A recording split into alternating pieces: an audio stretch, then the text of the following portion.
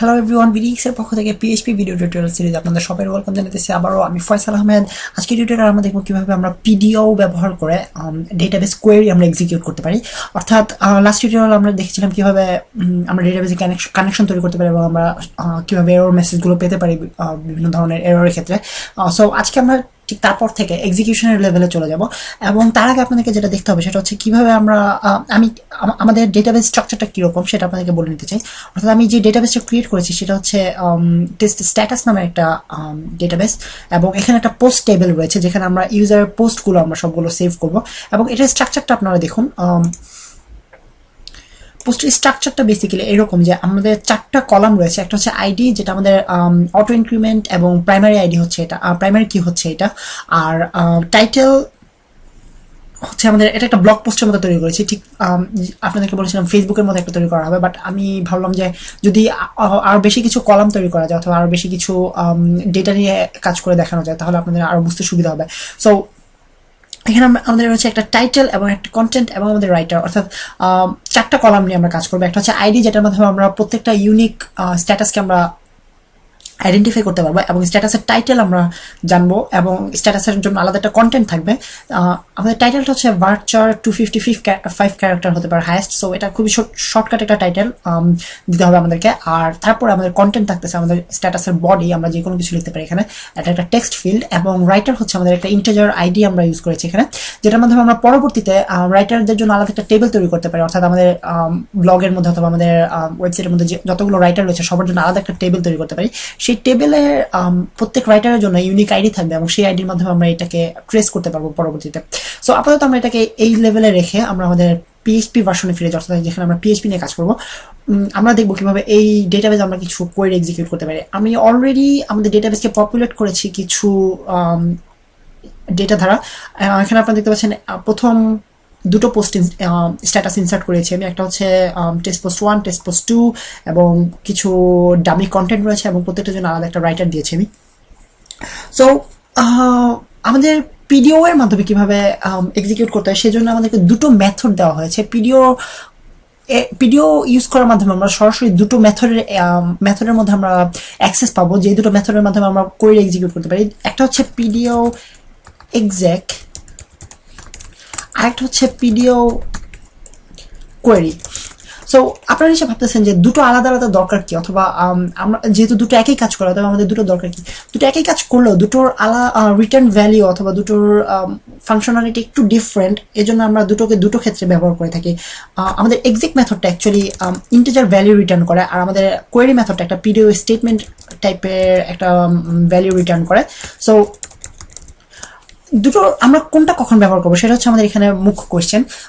প্রথমত এক্সাক্ট মেথডটা আমরা তখন ব্যবহার করবো যখন আমাদের কোয়েরি থেকে আমরা কোনো রেজাল্ট সেট অথবা রেজাল্ট ডেটা আমরা এক্সপেক্ট করবো না। অর্থাৎ ধরা যাক আমরা জানি ডেটাবেজে আমরা মূলত 4 ধরনের কোয়েরি করে থাকি। একটা হচ্ছে ইনসার্ট, একটা হচ্ছে ডিলিট, একটা হচ্ছে আপডেট এবং একটা হচ্ছে রিট্রিভ। অর্থাৎ আমরা যখন ইনসার্ট করাবো, যখন আমরা কোনো নতুন ডেটা ইনসার্ট করাবো অথবা অলরেডি এক্সিস্টিং ডেটা আমরা আপডেট করাবো, অথবা আমরা কোনো অলরেডি এক্সিস্টিং ডেটাকে ডিলিট করবো, অথবা আমাদের যতগুলো ডেটা রয়েছে অথবা আমাদের কোনো স্পেসিফিক ডেটা রয়েছে সেই স্পেসিফিক ডেটা অথবা সবগুলো ডেটাকে আমরা একসাথে ইউজারকে শো করবো অথবা আমাদের অ্যাপ্লিকেশনে ব্যবহার করবো। সো এই ধরনের ডিফারেন্ট কোয়েরির ক্ষেত্রে আমাদের ডিফারেন্ট মেথড ব্যবহার করা লাগে। মূলত আমরা ইনসার্ট, ডিলিট এবং আপডেট এই তিন ধরনের কোয়েরির ক্ষেত্রে আমাদের কোনো রেজাল্ট ডেটার প্রয়োজন পড়ে না। অর্থাৎ আমরা যেই রোকে ইনসার্ট করাবো, অর্থাৎ আমরা যেই ডেটা সেট ইনসার্ট করাবো আমাদের ডেটাবেজে, সেই জিনিসগুলোকে আমাদের তখনই আবার ডেটাবেজ থেকে রিট্রিভ করা লাগবে না, অর্থাৎ আমাদেরকে ফেরত পাওয়া লাগবে না। সো সেই সব ক্ষেত্রে আমরা ইউজ করবো এক্সাক্ট মেথড। অর্থাৎ যেসব ক্ষেত্রে আমরা কোনো রেজাল্ট রিট্রিভ করতেছি না ডেটাবেজ থেকে, আমাদের শুধুমাত্র কতগুলো রো এফেক্টেড হয়েছে সেগুলো জানলে হবে। যেমন ধরা যাক আমরা যখন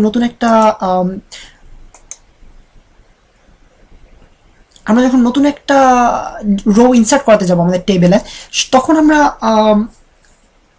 অলরেডি জানবো যে আমাদের ইউজার কি ইনপুট করেছে এবং সেটা কোনটা আমরা ইনসার্ট করাচ্ছি ডেটাবেজে। অথবা এটা আমরা আমাদের ডেটাবেজ থেকে রিট্রিভ করার কোনো প্রয়োজন নেই। আমাদের শুধু জানলেই হবে যে আমরা কতগুলো রো অথবা কতগুলো ডেটা ইনসার্ট করেছি ডেটাবেজে। অথবা যখন আপডেট করাবো তখন আমরা অলরেডি জানবো যে আমাদের ইউজার কি ইনপুট করেছে সেটাই আমরা আপডেট করতেছি, অথবা আমাদের ডেটাবেজ থেকে ওই জিনিসটাকে রিট্রিভ করা লাগবে না। বাট যখন আমরা ডেটাবেজ থেকে এক্সিস্টিং কোনো একটা ডেটা ইউজারকে দেখাতে চাবো, অর্থাৎ ধরা যাক আমরা এক নম্বর পোস্টটা আমরা ইউজারকে দেখাতে চাচ্ছি। সো সেই ক্ষেত্রে আমাদের রেজাল্ট ডেটা সেটের দরকার পড়বে। আমরা শুধুমাত্র কতগুলো রো নিচ্ছি সেটা জানলে হবে না। তো সেক্ষেত্রে আমাদের দরকার পড়বে এই কোয়েরি মেথডের। সো বেসিক্যালি আমরা এইভাবে ক্লাসিফিকেশন করতে পারি যে এক্সিকিউশন মেথডের ক্ষেত্রে আমরা ইনসার্ট, আপডেট এবং ডিলিট এই তিনটা কোয়েরির জন্য আমরা এই এক্সিকিউশন মেথড ইউজ করব। আর যখন আমরা রিট্রিভ করতে চাইবো, অর্থাৎ রিট্রিভ অর ফেচ, অর্থাৎ আমরা যখন ডেটাবেস থেকে ডেটা ইউজারকে শো করতে চাইবো অথবা আমাদের অ্যাপ্লিকেশনে নিতে চাইবো, তখন আমরা ইউজ করবো কোয়েরি মেথড, যেখানে আমাদেরকে একটা রেজাল্ট সেট রিটার্ন করা হবে পিডিও স্টেটমেন্ট ডেটা টাইপ হিসেবে। সো দেখা যাক এই জিনিসগুলো আমরা কিভাবে, এই কোয়েরিটা আমরা কিভাবে এক্সিকিউট করে থাকি। সো আপনাদেরকে আগে বলেছি যে এটা পিডিও একটা ক্লাস, অর্থাৎ আমরা এখানে অবজেক্ট ওরিয়েন্টেড প্রোগ্রামিং হিসাবে আমাদেরকে সবকিছু কোড করতে হবে। সো আপনারা জানেন যে আমরা কোনো একটা অবজেক্ট অলরেডি ইনস্ট্যান্সিয়েট করা হলে সেটা কোনো একটা মেথডকে আমরা কিভাবে এক্সিকিউট করে থাকি। সো দেখানো যাক আপনাদেরকে। প্রথমে ধরা যাক আমরা চাইতেছি সবগুলো রেজাল্টকে আমরা কতগুলো রো রয়েছে আমরা সেটা দেখতে চাইতেছি। সো প্রথমে আমরা কোয়েরি তৈরি করি। আমাদের ডেটাবেস কোয়েরি হচ্ছে, খেয়াল করি এটা একটা ভ্যারিয়েবল, এটা কিন্তু আমাদের মেথড নয়। সো আমরা একটা ভ্যারিয়েবল তৈরি করব যেখানে আমাদের কোয়েরি এর টেক্সট থাকবে সিলেক্ট, ধরা যাক all, select all from posts. আমাদের টেবিলের নাম হচ্ছে posts. So select all from posts. এখন আমরা আমাদের কোয়েরি এক্সিকিউশন করব। সো যেহেতু আমরা সবগুলো রোকে দেখাতে চাচ্ছি, অথবা আপনাদের নিশ্চয়ই মনে আছে যে আমি কি বলেছিলাম যে আমাদেরকে ইউজ করতে হবে কোয়েরি মেথড, যেহেতু আমরা ডেটা সেট এক্সপেক্ট করতেছি। সো রেজাল্ট ইকুয়ালস টু কন, যেটা আমাদের ইনস্ট্যান্সিয়েটেড অবজেক্ট এখানে রয়েছে। সো কন, এখন আমরা এক্সিকিউট করব কোয়েরি মেথড। আপনাদেরকে আগে দেখানো হচ্ছে কিভাবে আমরা কোনো অবজেক্টে, কোনো ক্লাসের মেথডকে আমরা কিভাবে এক্সিকিউট করে থাকি। সো কোয়েরির মধ্যে আমরা একটা প্যারামিটার পাস করবো এখানে, সেটা হচ্ছে কোয়েরি, আমাদের অ্যাকচুয়াল কোয়েরি টেক্সট এই জিনিসটা। সো এখন আমরা আমাদের এই কোডের মাধ্যমে আমরা পিডিওকে বলতেছি যে আমি এই কোয়েরিটাকে, এই ডেটাবেস কোয়েরিটাকে কোয়েরি করতে চাই, কেননা আমি এই জিনিসগুলোকে আমি রেজাল্ট সেট হিসেবে এই কোয়েরির ফলে যে রেজাল্টগুলো আমি পাবো সবগুলোকে আমি এই রেজাল্ট ভ্যারিয়েবলে স্টোর করতে চাই। সো এখন আমরা যদি var dump করি, অথবা আমরা আরো সহজে বোঝার জন্য for each লুপ একটা ইউজ করতে পারি, for each কোয়েরি। ধরা যাক আমরা রো ইউজ করি, নর্মাল রো, এবং আমরা var dump করব রো, এবং একটু ফ্রেশ করার জন্য, অর্থাৎ আমাদের কোডটাকে, আমাদের আউটপুটটাকে সহজে বোঝার জন্য আমরা একটু extra line of code add করি, যেটা হচ্ছে আমরা প্রি ট্যাগের মধ্যে আমাদের এই রোগুলোকে ডাম্প করতেছি। সো পেজটাকে রিলোড করা যাক। আপনারা দেখতে পাচ্ছেন অলরেডি দুটো কন্টেন্ট রয়েছে, অথবা আমাদের এই দুটো কন্টেন্ট ফেরত পাওয়ার কথা, যেহেতু আমরা সিলেক্ট অল করেছি, বাট আমাদের এখানে ইনভ্যালিড আর্গুমেন্ট চলে আসছে। সো দেখা যাক আমরা কোথায় ভুলটা করেছি। অবশ্যই আমাদের ভুলটা হয়েছে এইখানে যে আমরা কোয়েরিকে, সরাসরি কোয়েরিটাকে ইউজ করেছি, কিন্তু কোয়েরি কোনো অ্যারে নয়, যেহেতু আমাদের এখানে অ্যারে বলেই দিয়েছে যে invalid argument supplied for each loop, অর্থাৎ আমাদের যেই আর্গুমেন্ট রয়েছে কোয়েরি, এটা কোনো অ্যারে টাইপ নয়। ফর ইচের জন্য আমাদের অ্যারে টাইপের ভ্যারিয়েবল দরকার। সো আমরা এখানে কোয়েরির পরিবর্তে আমাদেরকে ইউজ করতে হবে রেজাল্ট, যেহেতু আমরা রেজাল্ট ভ্যারিয়েবলের মধ্যে এই রিটার্ন ডেটাগুলোকে আমরা স্টোর করেছি। সো রিফ্রেশ করি আরেকবার। আপনারা দেখতে পাচ্ছেন আমাদের সবগুলো কন্টেন্ট, আমরা সবগুলো পোস্ট আমরা এখানে ডেটাবেস থেকে আমরা সরাসরি রিট্রিভ করতে পেরেছি সাকসেসফুলি। অতএব এখানে আমাদের কোয়েরি মেথডটা ব্যবহার করার ফলে আমরা এই জিনিসটা পেয়েছি। বাট আমি যদি এখানে এক্সাক্ট মেথড ইউজ করতাম, আপনারা খেয়াল করুন, invalid argument pass for each loop. So এর মানে হচ্ছে আমাদের একই, আমি আপনাদেরকে বলেছি যেহেতু, যদিও যে একই ধরনের মেথড, এই দুটো একই কাজ করে থাকে, বাট দুটো রিটার্ন টাইপ ডিফারেন্ট। অর্থাৎ এখানে আমরা এক্সাক্টের মাধ্যমে ফেরত পাচ্ছি রেজাল্ট, আমরা রেজাল্ট সেট ফেরত পাচ্ছি না, আমরা অ্যাকচুয়ালি ফেরত পাচ্ছি জাস্ট কতগুলো কোয়েরি এফেক্টেড, কতগুলো রো এফেক্টেড হয়েছে। সো এই জিনিসটা আপনাদেরকে মাথায় রাখতে হবে যে কখন আমাদের কোনটা ব্যবহার করা উচিত।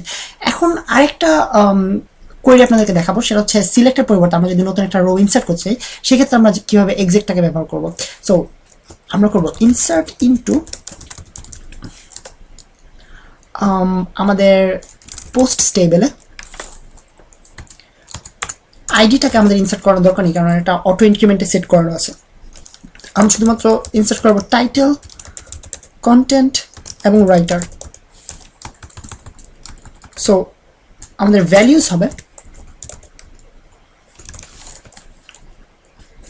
টাইটেলের জায়গায় আমরা ব্যবহার করতে পারি টাইটেল ফ্রম কোয়েরি, এবং আমাদের কন্টেন্টের ক্ষেত্রে আমরা ব্যবহার করতে পারি কন্টেন্ট ফ্রম কোয়েরি, এবং রাইটারের ক্ষেত্রে আমরা ব্যবহার করি 1 নম্বর আইডি, অর্থাৎ আমাদের প্রথম রাইটার 1 নম্বর আইডি যুক্ত রাইটার আমাদের এই কোয়েরিটা আমাদের এই পোস্টটাকে ইনসার্ট করাতেছে ডেটাবেজে। সো এই পর্যন্ত থাকুক। এখন আমরা কোয়েরি পেলাম যেটা আমাদের ইনসার্ট করবে, এখান থেকে আমাদের রিটার্ন কোনো ডেটা সেটের দরকার নেই, আমরা শুধুমাত্র কতগুলো রেজাল্ট, কতগুলো রো এফেক্টেড হয়েছে সেটা আমরা জানতে চাই। সো এখানে আমরা ভার ডাম্প করতে পারি রেজাল্ট। এখন আপনারা দেখতে পাবেন যে আসলে ডিফারেন্সটা কোন জায়গায়। সো এখানে আমি পেজটাকে ডাই করে নিই, কারণ পরবর্তী কোডগুলোকে আমি রান করতে চাচ্ছি না। সো দেখা যাক কি হয়। রিলোড দ্য পেজ ইনটু 1, অর্থাৎ আমাদের একটা রো, আপনাদেরকে বলেছি যে কতগুলো রো এফেক্টেড হয়েছে, কতগুলো ডেটা সেট এফেক্টেড হয়েছে সেটা আমরা জানতে পারবো এই এক্সাক্ট মেথডের মাধ্যমে। So int 1। এখন আমরা যদি ডেটাবেসটাকে রিফ্রেশ করি, আপনারা দেখতে পাচ্ছেন আগের দুটো রো এর পরিবর্তে এখন আমরা 3টা রো পেয়েছি, এবং আমাদের ঠিক এক্সাক্ট কোয়েরিগুলো, এক্সাক্ট ভ্যালুগুলো আমাদের ডেটাবেজে ইনসার্ট করেছি আমরা খুব সহজেই এবং অবজেক্ট ওরিয়েন্টেড ওয়েতে, এক্সাক্ট মেথড এবং প্রপার্টিজ ব্যবহার করার মাধ্যমে।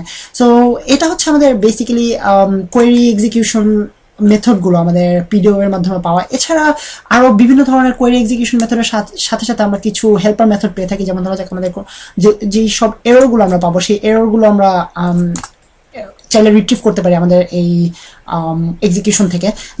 যেমন ধরা যাক আমরা পোস্ট টি নামের একটা টেবিলে ইনসার্ট করার চেষ্টা করলাম, যেটা অ্যাকচুয়ালি এক্সিস্ট করে না।